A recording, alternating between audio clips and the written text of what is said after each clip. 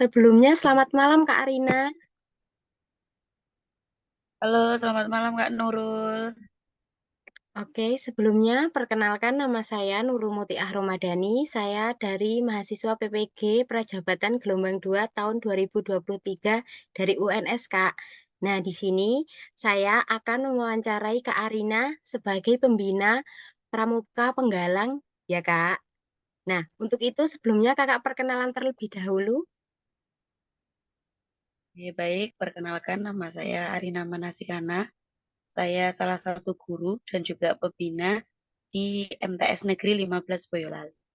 Begitu. Oke, baik Kak.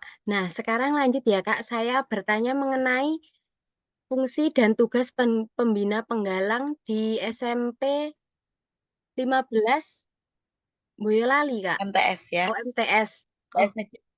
oh ya, MTS Negeri Betul. Boyolali. Deh Kak, saya mau bertanya mengenai fungsi dan tugas pembina penggalang di sekolahan Kak Arina. Oke.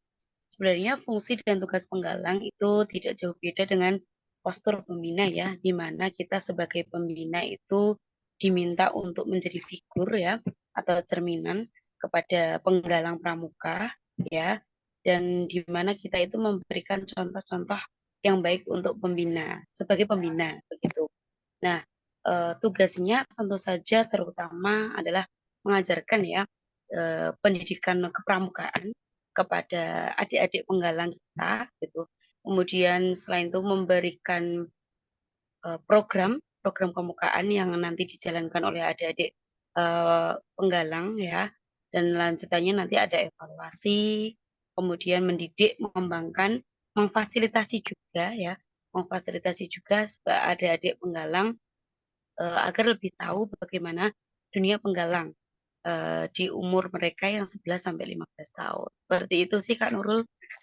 Oh, ya Kak. Nah, selanjutnya mungkin apakah ada perbedaan dari tugas dan fungsi pembina penggalang sama siaga ataupun penggerak, Kak? Apakah ada perbedaan?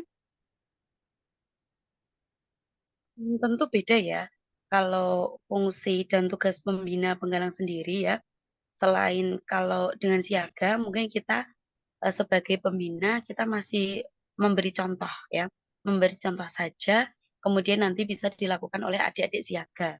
Adik-adik siaga tentu sama dalam ranah hal ini adalah SD atau MI ya. Nah, sedangkan kalau tugas kita sebagai pembina penggalang di ranah SMP atau MTS yang usianya 11 sampai 15 tahun, kita tidak hanya memberikan contoh saja, tapi kita juga mengajak anak-anak untuk melakukannya. Jadi penerapannya, lebih kepada penerapannya. Selain memberikan contoh, kita juga bisa memberikan penerapannya secara langsung dalam kehidupan sehari-hari. Misal contoh yang sudah kita lakukan adalah kita melaksanakan misal nih tugas dasar dharma yang pertama, takwa kepada Tuhan yang Maha Esa gitu kan ya. Nah, salah satunya kita memberi contoh gitu kan. Bagaimana sih sholat yang betul gitu kan. Bagaimana kita sebagai muslim menjalankan sholat yang betul itu bagaimana. Nah, selain kita memberi contoh gitu ya, kita juga menggerakkan, mengimplementasikannya dalam kehidupan sehari-hari. Jadi adik-adik juga diminta untuk mengimplementasikannya dalam kehidupan sehari. Mereka diminta untuk ketika kegiatan pramuka, diminta untuk sholat berjamaah bersama.